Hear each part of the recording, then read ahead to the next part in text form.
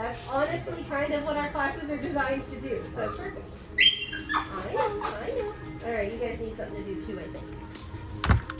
Now I couldn't do this with Apollo because he can't have chickens. I can do it with you.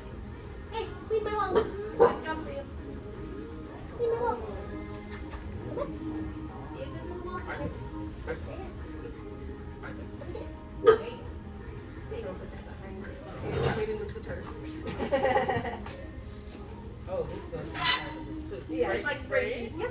It's just like spray cheese. I'll spray it on the wall. Yep, go for it. I'll clean it later. Okay. Oh, you can do it in like a line. Oh, okay. There you go.